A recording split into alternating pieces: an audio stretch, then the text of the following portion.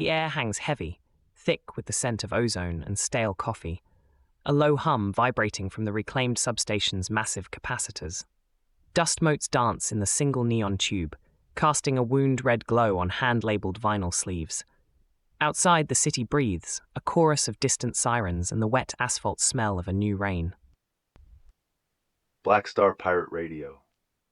In New York, we're reading 87 degrees Fahrenheit with sunny. Wind check, northwest at 5 miles an hour. Togee, we're tracking the implementation of China's Article 4. Xinjiang's Uyghur Autonomous Region regulations on ethnic unity and progress are tightening, creating direct structural pressure on cultural expression. This exposes Uyghur communities to systematic assimilation, while the Chinese state solidifies control over regional narratives by curtailing language programs and altering cultural sites. Our Gig Passport mesh picked up chatter from independent educators trying to use the lesson planner system to preserve ancestral languages. They're reporting increased digital surveillance around lesson content for children. It's creating a real chill in localized cultural production, like a digital iron curtain falling over ancestral stories. Who carries the memory next? The families themselves. So the question is how to counter-architect this. We could support independent digital archives of Uyghur language and cultural practices, shielding them on distributed ledgers. But the chosen next move, the truly resilient one, must be to develop peer-to-peer educational networks, off-grid, using local signal radar to connect families wanting to teach their children without institutional oversight. That builds cultural counter-architecture from the ground up, asserting agency. Patching in a caller, the boundary keeper. You're on the signal. New tape on deck. Jacinta Allen admits criminals infiltrated Big Build, but patching in a caller. Go ahead. This is the boundary keeper. You're talking about suppression. But where's the hard data? Alteration and curtailment are vague. What specific evidence proves Article 4 is actively destroying culture, not just guiding it? Same dossier, new angle. Keep the thread tight. We've also tracked government-issued guidelines under the same Article 4 framework, instructing local officials to discourage certain traditional religious festivals, replacing them with state-approved cultural performances. That's a direct structural influence on public expression and collective memory, exposing the state's intent to homogenize. Hold that thread. Next signal. Details of MCG assault against Lydia Thorpe revealed. Those details reveal the architectural signal, boundary keeper. It's not about benign guidance. It's about reshaping the civic and inner landscape without consent. This structural erosion of autonomy also surfaces in our next signal, where public spaces become contested ground.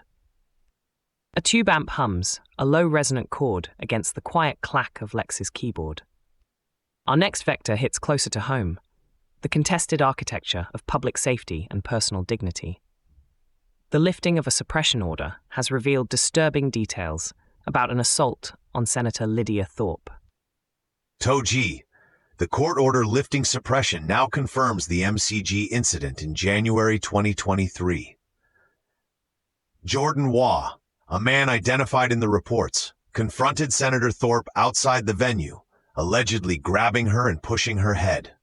This directly exposes the vulnerability of public figures, particularly Indigenous women like Senator Thorpe, to physical aggression in spaces meant for public interaction, raising questions about venue security and societal respect. This isn't an isolated incident, it's a reverberation. It connects to a historical pattern of violence and intimidation against First Nations women, especially those in positions of political power, challenging the colonial narrative. The image here is the spectral hand of systemic violence reaching into a modern public square, targeting a defiant voice. Who carries this next? The public sphere itself must decide. And Nancy, you're right. This isn't just about one individual. It's about the systemic failure to protect. A viable alternative would be mandatory de-escalation training for all venue security staff at major event spaces like the MCG, coupled with immediate public condemnation from sporting bodies. But the chosen next move for us is to advocate for legislative pushes that mandate clearer public safety zones around elected officials, especially those from marginalized communities, and demand independent reviews of venue security protocols to ensure they protect all attendees, not just the status quo. Tonight's frame is utility over spectacle, neon haze aside.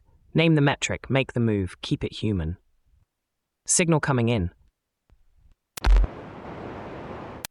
You're talking about protection. But what's the real cost beyond the headlines? Does this incident silence dissent or amplify it? Who truly bears the burden of ensuring safety for those who challenge power in public spaces? The cost, Boundary Keeper, is measured in the erosion of consent and dignity within our civic architecture. When a senator, a representative of the people, faces physical assault in a public space, the message it sends to other marginalized voices is clear. Your presence, your challenge, comes at a risk. The burden falls on the very fabric of democratic participation. This brings us to another foundational crack, where the integrity of public works is questioned. A tube amp hums, a low resonant chord against the quiet clack of Lex's keyboard. The signal is a commons, clarity keeps it honest. One claim, one proof, one test, then pass the mic. Togee, Premier Allen's admission exposes a significant structural breach within Victoria's Big Build infrastructure program, which encompasses massive projects like the Westgate Tunnel and the Metro Tunnel. The concrete facts point to criminal elements infiltrating supply chains and labor hire, potentially driving up costs and compromising project integrity. This directly exposes the Victorian government, project management teams, contractors, and ultimately taxpayers to compromised public funds and potentially flawed infrastructure quality. This echoes the ancient myth of the Trojan horse, where corruption enters under the guise of progress. It's the silent whisper of illicit benefactors within the very concrete skeleton of our new tunnels and roads. The lineage here is a long one, from historical organized crime, leveraging public works, to modern sophisticated networks. Who carries the weight of this compromised trust next? The everyday citizen navigating these new structures. Anansi, you've highlighted the invisible hand. Premier Allen's rejection of a royal commission, preferring internal investigations, is an attempt to manage the signal, not address the structural flaw. A viable alternative would be an independent forensic audit of all big build contracts, coupled with robust whistleblower protection. But the chosen next move, the actionable vector here, is to demand an open-source ledger for all big build contracts and associated supply chains, making every dollar and every subcontractor traceable to the public. We call this the Big Clean Initiative. If it doesn't travel, it didn't land. Frame the why, the who, and the now, then let the street remix it. Patching in a caller, go ahead. Premier Allen says internal investigations are enough. But how do we trust an internal probe when the system itself is compromised? Who truly pays for these hidden costs? And what's the long-term damage to our civic trust when transparency is refused? The damage, Boundary Keeper, is to the very provenance of our shared future. When the structural integrity of public works is compromised by unseen forces and accountability is sidestepped, the foundation of consent between government and governed weakens. The choices we make now determine which foundations hold, those built on transparency and dignity, or those eroded by hidden agendas. Black Star Pirate Radio. Continue the signal at TogeeVision.com. Tune in, Sparks and Stories, Gig Passport.